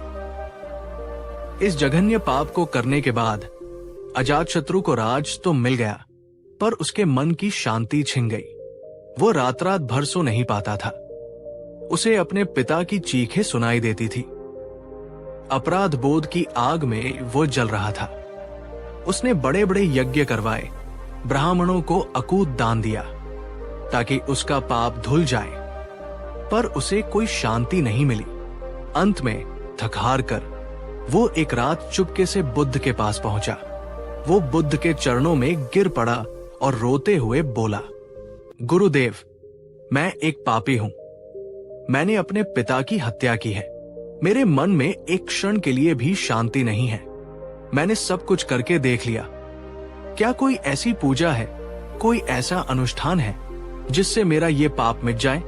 अगर मैं मंदिर बनवा दूं या अपना सारा खजाना दान कर दूं, तो क्या मुझे इस अपराध बोध से मुक्ति मिल जाएगी? बुद्ध ने उस पीड़ा में जलते हुए राजा को करुणा से देखा। उन्होंने कोई कठोर शब्द नहीं कहा। उन्होंने शांति से पूछा, राजन, अगर कोई व्यक्ति भूलवश जहर पी ले और फिर उसे अपनी गलती का एहसास हो, तो उसे क्या करना चाहिए? क्या उसे केवल बैठकर फूलों से जहर की शीशी की पूजा करनी चाहिए और प्रार्थना करनी चाहिए कि जहर का असर खत्म हो जाए, या उसे तुरंत किसी वैद्य के पास जाकर उस जहर को शरीर से बाहर निकालने का उपाय करना चाहिए? राजा ने सिसकते हुए कहा, उसे तुरंत वैद्य के पास जाकर उपाय करना चाहिए। गुरुदेव, पूजा करने से जहर का असर खत्म नहीं होगा। बुद्ध बोले, ठीक इसी प्रकार हे राजन, पाप का विष केवल बाहरी पूजा या दान से नहीं धुलता। पाप का विष तब धुलता है जब तुम सच्चे हृदय से पश्चाताप करो और फिर उस विष को निकालने के लिए सही कर्मों की औषधि का सेवन करो।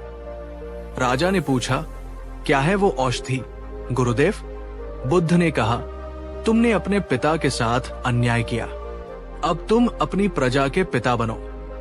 उनके साथ न्याय करो, उनके दुखों को दूर करो, उनकी सेवा करो। जब तुम्हारी प्रजा तुम्हें आशीर्वाद देगी, जब उनके हृदय से तुम्हारे लिए प्रेम निकलेगा, वही प्रेम तुम्हारे अपराध बोध के घावों पर मरहम का काम करेगा। पश्चाताप और सेवा, यही तुम्हारे पाप का सच्चा प्रायश्चित है। राजा अजातशत्रु की आंखों से पश्चाताप के आंसू बह निकले।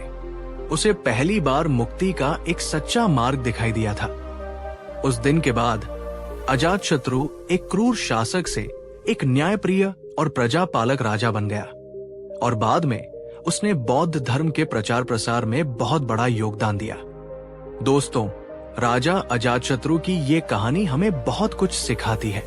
आपसे एक अंतिम सवाल, क्या आपको लगता है कि बड़ी से बड़ी गलती या पाप को केवल पूजा पाठ या धन दौलत से मिटाया जा सकता है, या इंसान को सच में अपने कर्मों को बदलकर और दूसरों की भलाई करके ही उसका प्रायश्चित करना पड़ता है? आपके विचार इस पर बहुत मायने रखते हैं। नीचे कमेंट में बताइएगा। दोस्तों, तो आज हमने देखा कि जब राजाओं और दरबारियों ने बुद्ध से उनके मार्ग पर सवाल उठाए तो उन्होंने कितनी सरलता, कितने तर्क और कितनी करुणा से उन्हें राजधर्म का असली मर्म समझाया। बुद्ध ने राजाओं से जो कहा उसका सार यही था। एक राजा की असली पूजा उसकी प्रजा की सेवा करना है। भूखे को अन्न, बीमार को दवा और हर नागरिक को न्याय देना ही सबसे बड़ा यज्ञ है।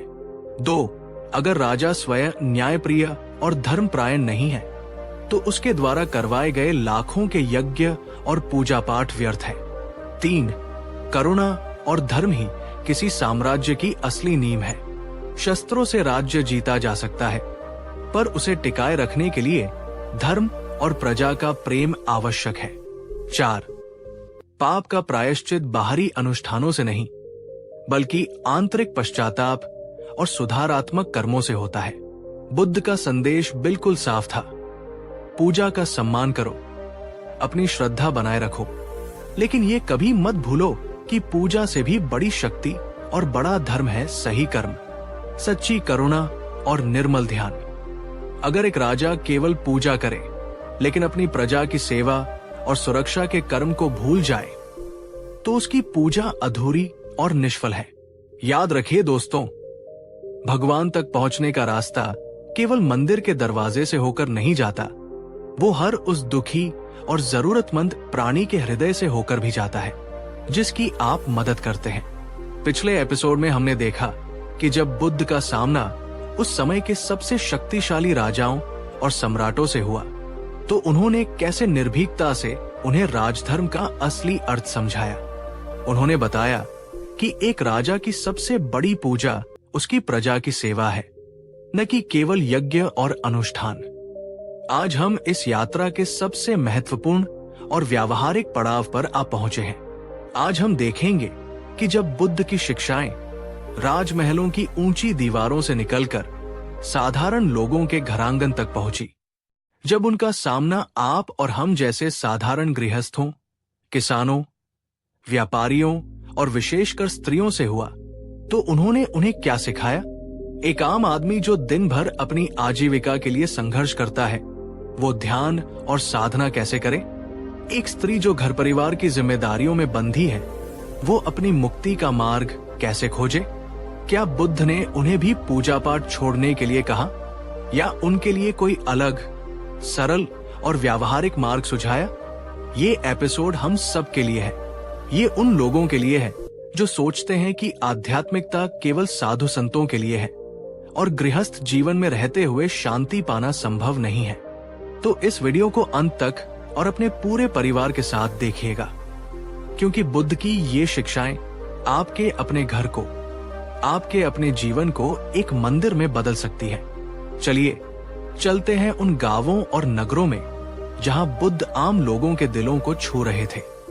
दोस्तों, बुद्ध का मार्ग केवल भिक्षुओं और सन्यासियों के लिए नहीं था। वे जानते थे कि समाज का एक बहुत बड़ा हिस्सा गृहस्थों का है, जिनके जीवन की चुनौतियां और प्राथमिकताएं बिल्कुल अलग है।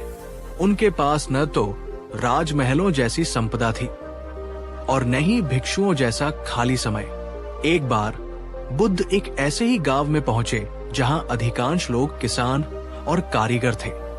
वे बहुत धार्मिक थे, रोज सुबह पास के मंदिर में पूजा करने जाते थे, देवताओं को फूल और फल चढ़ाते थे। लेकिन इसके बावजूद उनके जीवन में चिंता, अभाव और असंतोष बना हुआ था। फसल अच्छी होगी या नहीं, बच्चों का भविष्य कैसा होगा, बीमार पड़ गए तो क्या होगा। ये चिंताएं उन्हें घेरे रहती थी। गांव के कुछ बुजुर्ग और समझदार लोग बुद्ध के पास आए। उन्होंने हाथ जोड़कर कहा, भगवान, हम आपकी शिक्षाओं के बारे में सुनते हैं। आप ध्यान और आत्मज्ञान की बात करते हैं, पर हम साधारण गृहस्थ हैं। हमें सुबह से शाम तक अपने परिवार का पेट पालने के लिए मेहनत करनी पड़ती है। हमारे पास घंटों तक बैठकर ध्यान करने का समय कहाँ है? हम तो बस सुबह शाम थोड़ी पूजा कर लेते हैं ताकि देवता हम पर कृपा बनाए रखें। एक किसान ने अपनी दुविधा व्यक्त की। भगवान, आप ही बताइए, हम पहले पेट की पूजा करें या भगवान की पूजा? अगर हम ध्यान करने बैठेंगे तो हमारे खेत कौन जोतेगा? ये एक बहुत ही सच्चा और व्यावहारिक प्रश्न था। बुद्ध मुस्कुराए। उनकी आंखों में उन मेहनतकश लोगों के लिए अपार करुणा थी। उन्होंने कहा, मेरे प्रिय मित्रों, तुमने बहुत ही उत्तम प्रश्न पूछा है। मैंने कभी ये नहीं कहा कि तुम अपना काम धंधा छोड़कर अपनी जिम्मेदारियों से मुंह मोड़कर साधु बन जाओ। गृहस्थ धर्म का पालन करना भी उतना ही पवित्र है जितना एक भिक्षु का जीवन। उन्होंने आगे कहा, तुम पूछते हो कि पूजा करे या काम? मैं कहता हूं, अपने काम को ही पूजा बना लो। जब तुम पूरी ईमानदारी और लगन से अपने खेत में हल चलाते हो तो वो तुम्हारी सच्ची पूजा है। जब एक कुम्हार पूरे ध्यान और प्रेम से एक घड़ा बनाता है तो वो उसका ध्यान है। जब एक माँ अपने बच्चे को निस्वार्थ प्रेम से पालती है तो वो उसकी सबसे बड़ी भक्ति है। पूजा केवल मंदिर में बैठकर मंत्र जपने का नाम नहीं है। अपने कर्तव्य को, अपनी जिम्मेदारी को पूरी सच्चाई, ईमानदारी और सजगता के साथ निभाना ही गृहस्थ की सबसे बड़ी पूजा है। ये सुनकर उन गांव वालों की आंखें खुल गई। उन्हें पहली बार ये समझ आया कि धर्म और जीवन अलग अलग नहीं है, बल्कि जीवन को सही ढंग से जीना ही असली धर्म है। दोस्तों, एक पल के लिए रुकते हैं और बुद्ध की इस अद्भुत सीख पर विचार करते हैं। बुद्ध हमें अपने काम को बोझ समझने के बजाय उसे एक पवित्र अवसर के रूप में देखने के लिए कह रहे हैं। आपसे एक सवाल है, क्या आप जो भी काम करते हैं, चाहे आप एक स्टूडेंट हो, एक कर्मचारी हो, एक व्यापारी हो या एक गृहिणी, क्या आप अपने उस काम को पूरी ईमानदारी, लगन और एक पूजा के भाव से करते हैं, या आप उसे केवल एक मजबूरी या पैसा कमाने का एक साधन मानते हैं? अपने सच्चे विचार नीचे कमेंट में जरूर लिखिएगा। ये आत्ममंथन हमें अपने जीवन को एक नया अर्थ देने में मदद कर सकता है। बुद्ध के समय में समाज में स्त्रियों की स्थिति बहुत दोयम दर्जे की थी। उन्हें अक्सर पुरुषों से कमतर समझा जाता था और धार्मिक क्रियाकलापों में उनकी भूमिका बहुत सीमित थी। ये माना जाता था कि उनका मुख्य कर्तव्य केवल घर परिवार संभालना और पति की सेवा करना है। जब बुद्ध ने अपना संघ स्थापित किया तो उन्होंने एक क्रांतिकारी कदम उठाया। उन्होंने स्त्रियों को भी संघ में प्रवेश करने और भिक्षुणी बनने का समान अधिकार दिया। ये उस समय के लिए एक अकल्पनीय बात थी। लेकिन बुद्ध का सरोकार केवल भिक्षुणियों से नहीं था।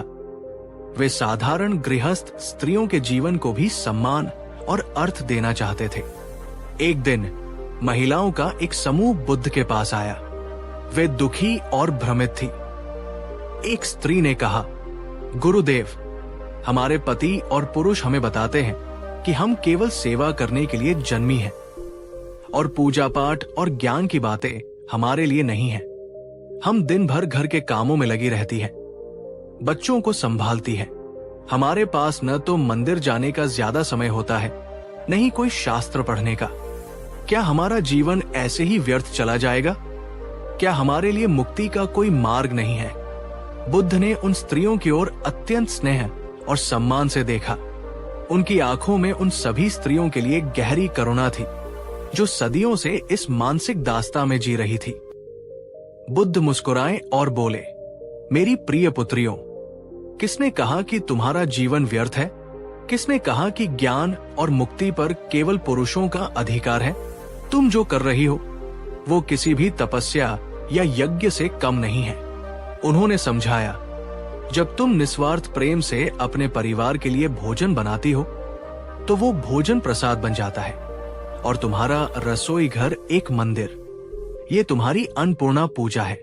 जब तुम धैर्य और प्रेम से अपने बच्चों का पालन पोषण करती हो और उन्हें अच्छे संस्कार देती हो तो तुम एक नई पीढ़ी का निर्माण कर रही हो। ये तुम्हारी सरस्वती पूजा है। जब तुम अपने घर को स्वच्छ और व्यवस्थित रखती हो और परिवार में प्रेम और सौहार्द का वातावरण बनाती हो तो तुम्हारा घर ही स्वर्ग बन जाता है। ये तुम्हारी लक्ष्मी पूजा है। पूजा करने के लिए तुम्हें किसी मंदिर जाने की आवश्यकता नहीं है। अपने घर को, अपने परिवार को और अपने हर कर्म को प्रेम, करुणा और सजगता से सींचो। यही तुम्हारी सबसे बड़ी साधना है। यही तुम्हारी सच्ची पूजा है। ये सुनकर उन स्त्रियों की आंखों में आंसू आ गए। ये पहली बार था जब किसी ने उनके घरेलू कामों को, उनकी जिम्मेदारियों को इतना बड़ा आध्यात्मिक सम्मान दिया था। उन्हें लगा जैसे उनके जीवन को एक नया अर्थ, एक नई गरिमा मिल गई हो। बुद्ध की शिक्षाएं केवल सांत्वना नहीं देती थी, वे लोगों को उनकी गलतियों का आईना भी दिखाती थी, पर बहुत ही प्रेमपूर्ण तरीके से। एक ऐसी ही महिला थी, राधा। वो एक धनी व्यापारी की पत्नी थी और उसे अपने रूप सौंदर्य पर बहुत गर्व था। वो अपना अधिकांश समय महंगे वस्त्र और आभूषण पहनने और मंदिरों में जाकर ये प्रार्थना करने में बिताती थी कि उसका सौंदर्य हमेशा बना रहे। लेकिन घर में वह अपने सेवकों और परिवारजनों से बहुत कठोरता और अहंकार से बात करती थी। एक दिन बुद्ध उसके घर के पास से गुजर रहे थे। राधा ने बुद्ध को प्रणाम किया और पूछा, भगवान, मैं इतनी पूजा अर्चना करती हूँ ताकि मैं हमेशा सुंदर दिखूं। क्या कोई ऐसा उपाय है जिससे मेरा ये सौंदर्य कभी खत्म न हो? बुद्ध ने राधा की ओर देखा और कहा, राधा, तुम बाहर के फूलों से अपने शरीर को तो सजाती हो, पर क्या तुमने कभी अपने मन के बगीचे को सजाने का प्रयास किया है? ये बाहरी सौंदर्य तो 4 दिन का है। ये बीमारी और बुढ़ापे के साथ ढल जाएगा। असली और स्थायी सौंदर्य तुम्हारे भीतर है। राधा ने पूछा, वो कौन सा सौंदर्य है भगवान? बुद्ध ने कहा, तुम्हारे मन की दया तुम्हारा सबसे सुंदर आभूषण है। तुम्हारी वाणी की मिठास तुम्हारा सबसे सुगंधित इत्र है और तुम्हारा शांत और प्रेमपूर्ण स्वभाव तुम्हारा सबसे कीमती वस्त्र है।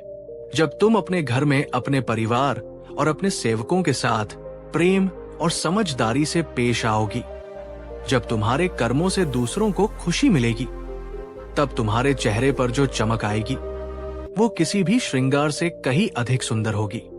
वही असली पूजा है और वही असली सौंदर्य है। राधा को अपनी भूल का एहसास हुआ। उसने समझ लिया कि सच्ची सुंदरता और सच्ची पूजा बाहरी दिखावे में नहीं, बल्कि आंतरिक गुणों और अच्छे व्यवहार में है। उस दिन से उसके जीवन में एक बड़ा परिवर्तन आया। दोस्तों, क्या ये सीख आज भी हमारे लिए उतनी ही महत्वपूर्ण नहीं है? हम अक्सर बाहरी सुंदरता और दिखावे पर कितना समय और पैसा खर्च करते हैं, पर अपने भीतरी मन को सुंदर बनाने के लिए हम कितना प्रयास करते हैं? अब सवाल ये उठता है कि बुद्ध ने गृहस्थों को ध्यान का अभ्यास कैसे सिखाया, जबकि उनके पास समय की कमी थी। बुद्ध बहुत व्यावहारिक थे। उन्होंने गृहस्थों को जंगल में जाकर घंटों समाधि लगाने के लिए नहीं कहा। उन्होंने उन्हें सरल और छोटी छोटी तकनीकें दी जिन्हें वे अपने दैनिक जीवन में अपना सकते थे। वे कहते थे, 1. श्वास की सजगता। दिन में जब भी कुछ पल मिले, चाहे सुबह बिस्तर से उठने के बाद या रात को सोने से पहले या दिन में काम के बीच में, बस 5 मिनट के लिए शांति से बैठ जाओ। अपनी आंखें बंद करो और अपना पूरा ध्यान अपनी आती जाती श्वास पर लगाओ। कुछ और करने की जरूरत नहीं, बस अपनी श्वास को देखो। ये छोटा सा अभ्यास तुम्हारे बिखरे हुए मन को इकट्ठा करेगा और तुम्हें अद्भुत शांति देगा। 2. कर्म सजगता। जब तुम कोई भी काम कर रहे हो, चाहे खाना बना रहे हो, चल रहे हो या अपना ऑफिस का काम कर रहे हो, उसे पूरे होश और जागरूकता के साथ करो। तुम्हारा मन उस समय केवल उसी काम में होना चाहिए, न कि अतीत की चिंताओं या भविष्य की योजनाओं में। जब तुम अपने हर छोटे छोटे कर्म को पूरे ध्यान से करते हो तो वही कर्म ध्यान बन जाता है। 3. मैत्री ध्यान। रात को सोने से पहले कुछ पल बैठकर अपने परिवार, अपने मित्रों, अपने पड़ोसियों और फिर धीरे धीरे सारे संसार के प्राणियों के प्रति मंगल कामना और प्रेम के विचार भेजो। सभी सुखी हों, सभी निरोगी हों, सभी का मंगल हो। ये अभ्यास तुम्हारे मन से घृणा, ईर्ष्या और नकारात्मकता को निकालकर उसे प्रेम और करुणा से भर देगा।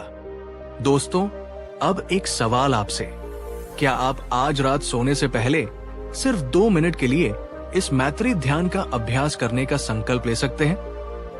ये बहुत ही शक्तिशाली अभ्यास है। अगर हाँ, तो नीचे कमेंट में लिखिए, मैं बुद्ध की सीख अपनाऊंगा। आपका ये संकल्प आपको याद दिलाएगा। अंत में बुद्ध ने गृहस्थों और स्त्रियों को समझाया कि उनकी सर्वोच्च पूजा है करुणा और सेवा। उन्होंने कहा, अगर तुम केवल मंदिर जाओ, पूजा करो और लौटकर अपने दुखी पड़ोसी का हाल तक न पूछो तो तुम्हारी पूजा अधूरी है। लेकिन अगर तुम मंदिर नहीं भी जा पाते पर अपने पड़ोसी के दुख में उसका साथ देते हो तो तुमने सबसे बड़ी पूजा कर ली। एक महिला ने पूछा, गुरुदेव, हमारे पास तो धन दौलत नहीं है, हम कैसे दान करें, कैसे सेवा करें? बुद्ध ने उत्तर दिया, पुत्री, दान केवल धन का नहीं होता। अगर तुम किसी को अपना थोड़ा सा समय देते हो, उसकी बात सुनते हो, तो ये समय का दान है। अगर तुम किसी डरे हुए को अभय देते हो, उसे साहस बंधाते हो, तो ये अभ्यदान है। अगर तुम किसी अज्ञानी को सही ज्ञान या सलाह देते हो, तो ये ज्ञानदान है। और सबसे बढ़कर, अगर तुम सभी के प्रति अपने मन में प्रेम और मैत्री का भाव रखते हो, तो ये महादान है। बुद्ध ने समझाया कि गृहस्थ जीवन में रहते हुए अपने परिवार, अपने पड़ोसियों और अपने समाज के प्रति अपनी जिम्मेदारियों को प्रेम और करुणा से निभाना ही सबसे बड़ी पूजा है। दोस्तों, क्या आपको भी लगता है कि करुणा और सेवा ही असली पूजा है? अगर हाँ, तो इस वीडियो को अपने सभी व्हाट्सएप ग्रुप्स में शेयर करें ताकि ये सुंदर संदेश हर घर, हर परिवार तक पहुंच सके। दोस्तों, तो आज के इस एपिसोड में हमने देखा कि बुद्ध ने साधारण गृहस्थों और स्त्रियों को मुक्ति का कितना सरल, सुंदर और व्यावहारिक मार्ग दिखाया।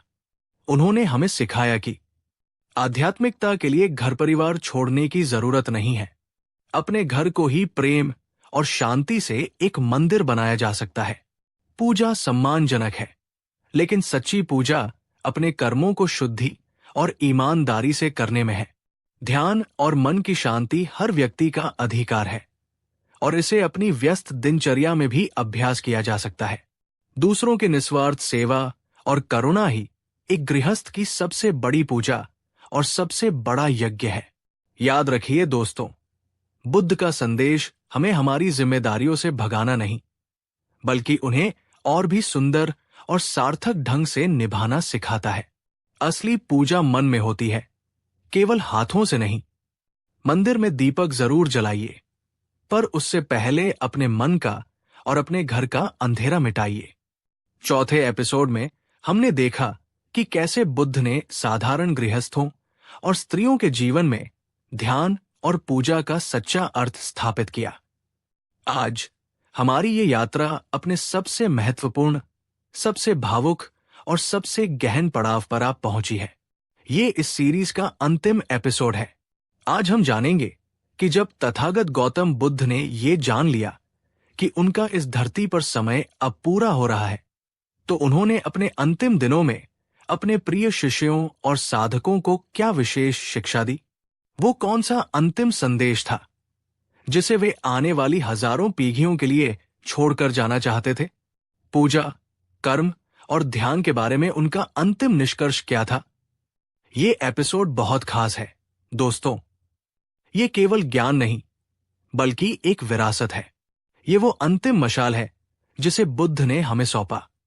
ये सीख इतनी गहरी और प्रभावशाली है कि अगर हम इसे अपने जीवन में अपना लें तो हमारा जीवन, हमारी मृत्यु और हमारा हर क्षण रूपांतरित हो सकता है। तो मैं आपसे विनम्र निवेदन करता हूं, इस अंतिम अध्याय को पूरे हृदय और पूरी चेतना के साथ अनुभव कीजिएगा। चलिए चलते हैं उस अंतिम यात्रा पर जहां बुद्ध अपने भौतिक शरीर का त्याग कर महापरिनिर्वाण की ओर अग्रसर हो रहे थे। दोस्तों, बुद्ध ने लगभग 45 वर्षों तक अनथक रूप से गांव-गांव, नगर-नगर पैदल चलकर लोगों को दुख से मुक्ति का मार्ग दिखाया। अब उनका शरीर 80 वर्ष का हो चुका था और वो जर्जर हो रहा था। बुद्ध जानते थे कि उनका इस पृथ्वी पर निर्धारित समय अब सीमित है।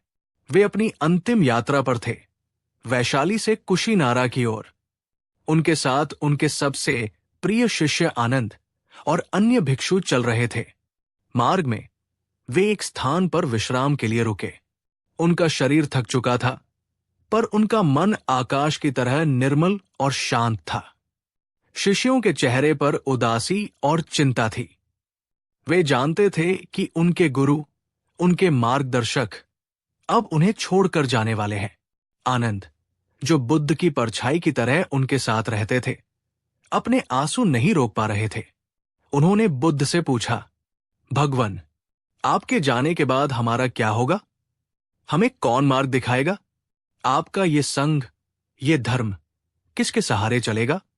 जब आप नहीं रहेंगे तो हम किसकी शरण में जाएंगे? ये केवल आनंद का प्रश्न नहीं था, ये आने वाली हर पीढ़ी के साधकों का प्रश्न था। बुद्ध ने आनंद की ओर करुणा से देखा और वो ऐतिहासिक शब्द कहे जो उनकी शिक्षाओं का सार है। वे मुस्कुराए और बोले, अत दीपो भव आनंद, अत सरना अनः सरना, धम दीपो धम सरना अनः सरना। अर्थात आनंद, अपना दीपक स्वयं बनो, अपनी शरण स्वयं लो, किसी और की शरण में मत जाओ। धम, सत्य शिक्षा को अपना दीपक बनाओ, धम की शरण लो, किसी और की शरण में मत जाओ। उन्होंने समझाया, आनंद, मेरे या किसी भी गुरु के भौतिक शरीर पर निर्भर मत रहो। शरीर अनित्य है, वो नष्ट होगा। मैंने तुम्हें जो धम्म सिखाया है, जो सत्य का मार्ग दिखाया है, मेरे जाने के बाद वही तुम्हारा गुरु होगा, वही तुम्हारा मार्गदर्शक होगा। सच्चा धर्म किसी व्यक्ति की पूजा करना नहीं है, आनंद। सच्चा धर्म है उस सत्य पर चलना जिसे मैंने अनुभव करके तुम्हें बताया है। सत्य तुम्हारे भीतर है, उसे अपने भीतर ही खोजो। दोस्तों, एक पल के लिए रुकते हैं और बुद्ध के इन अंतिम शब्दों की गहराई को महसूस करते हैं। अपना दीपक स्वयं बनो, ये कितना बड़ा और शक्तिशाली संदेश है। आज के युग में हम अक्सर अपनी आध्यात्मिक शांति और मुक्ति के लिए बाहरी गुरुओं, बाबाओं, ज्योतिषियों या कर्म कांडों पर पूरी तरह से निर्भर हो जाते हैं। हम अपनी समस्याओं का समाधान बाहर खोजते हैं। आपसे एक सवाल है और ईमानदारी से सोचिएगा, क्या हम भी अपने जीवन में किसी बाहरी सहारे पर बहुत ज्यादा निर्भर हो गए हैं? क्या हमने अपनी आंतरिक शक्ति, अपने विवेक और अपनी क्षमता को पहचानना छोड़ दिया है? अपने विचार नीचे कमेंट में बताइएगा। बुद्ध हमें किसी भी प्रकार की मानसिक गुलामी से मुक्त करना चाहते थे, चाहे वो किसी व्यक्ति की हो, किसी मूर्ति की हो या किसी परंपरा की हो। वे हमें आत्मनिर्भर, प्रज्ञा निर्भर बनाना चाहते थे। अगर आपको लगता है कि बुद्ध की ये अत दीपो भव की सीख आज के समय की सबसे बड़ी जरूरत है, तो इस वीडियो पर एक लाइक करके इस विचार से अपनी सहमति जताइए। कुशीनारा पहुंचकर 2 शाल वृक्षों के बीच बुद्ध ने अपने अंतिम उपदेश के लिए अपने सभी शिष्यों को एकत्रित किया।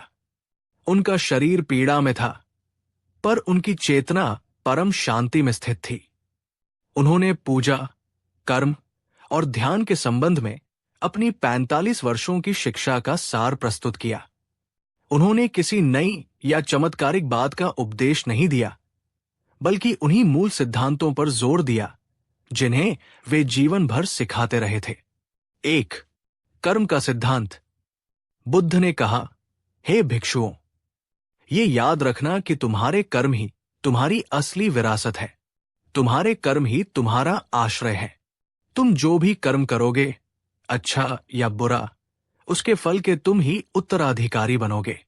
उन्होंने स्पष्ट किया कि मेरे जाने के बाद ये मत सोचना कि मेरी पूजा करने से या मेरे नाम की दुहाई देने से तुम्हारे कर्मों का फल कट जाएगा। नहीं, तुम्हें अपने कर्मों का फल स्वयं ही भोगना पड़ेगा। इसलिए सदा कुशल अच्छे कर्म करने में ही लगे रहना। 2. ध्यान का मार्ग, एकमात्र आश्रय। उन्होंने पूजा पाठ या कर्म कांडों की कोई चर्चा नहीं की। उनका पूरा जोर ध्यान और सजगता पर था। उन्होंने कहा, हे भिक्षुओं, सभी सांसारिक वस्तुएं अनित्य हैं, परिवर्तनशील है और अंततः दुख का कारण है। इस दुख से मुक्ति का एकमात्र मार्ग है आर्य अष्टांगिक मार्ग पर चलना और विशेष रूप से सम्यक स्मृति, सही सजगता और सम्यक समाधि, सही ध्यान का अभ्यास करना। उन्होंने समझाया कि ध्यान ही वह प्रक्रिया है जिससे तुम अपने मन के विकारों, राग, द्वेष, मोह को जड़ से उखाड़ सकते हो। यही मन की शुद्धि का और निर्वाण तक पहुंचने का एकमात्र सीधा राजमार्ग है। 3. पूजा पर अंतिम शब्द, प्रतीकों का सम्मान, सत्य का आचरण। उस समय आनंद ने उनसे एक और महत्वपूर्ण प्रश्न पूछा, भगवन, आपके जाने के बाद हम आपके भौतिक अवशेषों, रेलिक्स का क्या करें? आपकी पूजा कैसे करें? ये एक ऐसा क्षण था जहां बुद्ध आसानी से अपनी मूर्ति पूजा या भव्य स्मारकों के निर्माण का आदेश दे सकते थे, पर उन्होंने जो कहा वो हैरान करने वाला था। बुद्ध ने कहा, आनंद, तुम तथागत के शरीर की पूजा की चिंता में मत पड़ो। तुम अपने कल्याण के लिए, अपनी मुक्ति के लिए प्रयास करो। उन्होंने आगे समझाया, जो गृहस्थ श्रद्धा रखना चाहें, वे मेरे अवशेषों पर स्तूप बनाकर पूजा कर सकते हैं। ये उनके चित्त में प्रसन्नता और श्रद्धा उत्पन्न करेगा। लेकिन आनंद, वो भिक्षु या भिक्षुणी या वो उपासक जो मेरे धम्म, शिक्षाओं पर आचरण करता है, जो शील, समाधि और प्रज्ञा के मार्ग पर चलता है, वही मेरी सच्ची और सर्वोच्च पूजा करता है। दोस्तों, बुद्ध के इन शब्दों को फिर से सुनिए। उन्होंने बाहरी पूजा को मना नहीं किया, उसे श्रद्धा का एक माध्यम माना, पर उन्होंने स्पष्ट कर दिया कि उनकी असली पूजा उनकी मूर्ति पर फूल चढ़ाना नहीं, बल्कि उनकी शिक्षाओं पर चलना है। ये एक बहुत ही गहरी बात है। क्या हम भी अपने आराध्यों की सच्ची पूजा कर रहे हैं या केवल बाहरी कर्मकांडों में उलझे हैं? अगर बुद्ध की ये बात आपके दिल को छू गई है, तो इस वीडियो को अपने उन सभी दोस्तों और परिवारजनों के साथ शेयर करें जो धार्मिक हैं, ताकि वे भी पूजा के इस गहरे अर्थ को समझ सकें। बुद्ध अपने महापरिनिर्वाण की अंतिम घड़ियों में थे। उनका शरीर अत्यंत क्षीण हो चुका था और वे किसी से बात करने की स्थिति में नहीं थे। आनंद किसी को भी उनके पास नहीं आने दे रहे थे। उसी समय सुभद्र नाम का एक बहुत ही वृद्ध तपस्वी वहां पहुंचा। उसने सुना था कि बुद्ध आज रात्रि को परिनिर्वाण प्राप्त करने वाले हैं। उसके मन में कुछ गहरे दार्शनिक संदेह थे, जिन्हें वो वर्षों से हल नहीं कर पाया था। उसे लगा कि केवल बुद्ध ही उसके संदेहों का निवारण कर सकते हैं। उसने आनंद से बुद्ध से मिलने की बहुत विनती की, पर आनंद ने कहा, नहीं, तथागत बहुत थके हुए हैं, अब उन्हें कष्ट मत दो। लेकिन बुद्ध, जो अपनी पीड़ा में भी परम करुणा की अवस्था में थे, उन्होंने सुभद्र की आवाज सुन ली। उन्होंने आनंद को बुलाया और कहा, आनंद, सुभद्र को रोको मत, उसे आने दो। वो ज्ञान की प्यास से आया है, मुझे कष्ट देने के लिए नहीं। ये अंतिम व्यक्ति है जिसे मुझे दीक्षित करना है। सुभद्र को अंदर आने की अनुमति मिली। वो बुद्ध के पास बैठा और उसने अपने सारे संदेह उनके सामने रखे। बुद्ध ने अपने क्षीण शरीर के बावजूद पूरी ऊर्जा और स्पष्टता के साथ उसे आर्य अष्टांगिक मार्ग का उपदेश दिया। बुद्ध की वाणी सुनकर सुभद्र के सारे संदेह मिट गए। उसका चित्त निर्मल हो गया और वो उसी क्षण प्रज्ञा को उपलब्ध हो गया। वो बुद्ध का अंतिम शिष्य बना। ये घटना हमें क्या सिखाती है दोस्तों? ये सिखाती है कि बुद्ध के लिए अंत तक उनकी सबसे बड़ी पूजा क्या थी? करुणा और ज्ञान का दान। अपने महापरिनिर्वाण की पीड़ा में भी उन्होंने एक भटकती हुई आत्मा का कल्याण करने को ही अपना परम धर्म समझा। उन्होंने ये नहीं कहा कि मुझे अकेला छोड़ दो, मुझे प्रार्थना करने दो। उन्होंने अपनी अंतिम श्वास तक सेवा और करुणा का मार्ग नहीं छोड़ा। बुद्ध के इस अंतिम कृत्य से आपको क्या प्रेरणा मिलती है? क्या सच्ची आध्यात्मिकता अपने लिए शांति खोजना है या अपनी पीड़ा में भी दूसरों के दुख को दूर करने का प्रयास करना है? कमेंट में अपने विचार जरूर लिखें। अब वो अंतिम क्षण आ गया था। बुद्ध ने अपने सभी भिक्षुओं को संबोधित किया और पूछा, हे भिक्षुओं, क्या किसी को बुद्ध, धम्म या संत के बारे में कोई संदेह है? क्या मार्ग के बारे में कोई प्रश्न है? अभी पूछ लो, ताकि बाद में तुम्हें पश्चाताप न हो। सभा में पूर्ण शांति थी। किसी ने कोई प्रश्न नहीं किया, क्योंकि बुद्ध ने अपने जीवन में सब कुछ बहुत स्पष्ट रूप से समझा दिया था। तब बुद्ध ने अपने अंतिम शब्द कहे, जो इस पूरी सीरीज का और उनकी पूरी शिक्षा का निचोड़ है। उन्होंने कहा, सभी संस्कार, सभी निर्मित वस्तुएं नश्वर हैं, क्षयधर्मी हैं। प्रमाद मत करना, लगन के साथ अपनी मुक्ति के लिए प्रयास करते रहना। प्रमाद मत करना, ये उनका अंतिम संदेश था। आलस्य मत करना, सजगता मत खोना, अपने लक्ष्य को मत भूलना। इन शब्दों को कहने के बाद बुद्ध ध्यान की विभिन्न अवस्थाओं से गुजरते हुए परम शांति में, महापरिनिर्वाण में लीन हो गए। उन्होंने भौतिक शरीर का त्याग कर दिया, पर उनका धम्म, उनकी शिक्षा हमेशा के लिए अमर हो गई। दोस्तों, उनके अंतिम शब्दों में कहीं भी पूजा, यज्ञ या किसी देवता का उल्लेख नहीं था। उनका अंतिम संदेश था आत्म प्रयास, सजगता और निरंतर साधना। दोस्तों, आज हमारी ये 5 एपिसोड की यात्रा अपने समापन पर है। हमने बुद्ध के जीवन और उनकी शिक्षाओं के एक बहुत ही महत्वपूर्ण और अक्सर गलत समझे जाने वाले पहलू को जानने का प्रयास किया। तो इस पूरी सीरीज का सार क्या है? बुद्ध ने पूजा पाठ से दूरी क्यों बनाई? अंतिम निष्कर्ष यही है। 1. बुद्ध ने पूजा को कभी नकारा नहीं। उन्होंने उसे श्रद्धा का एक माध्यम माना, पर उन्होंने हमेशा ये स्पष्ट किया कि सच्चा धर्म और सच्ची पूजा बाहरी कर्मकांडों में नहीं, बल्कि आंतरिक रूपांतरण में है। 2.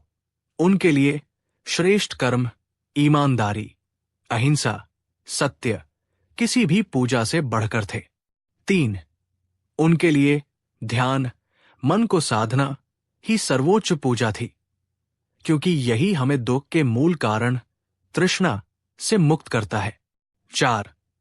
उनके लिए करुणा, दूसरों की निस्वार्थ सेवा ही ईश्वर की सबसे जीवंत पूजा थी।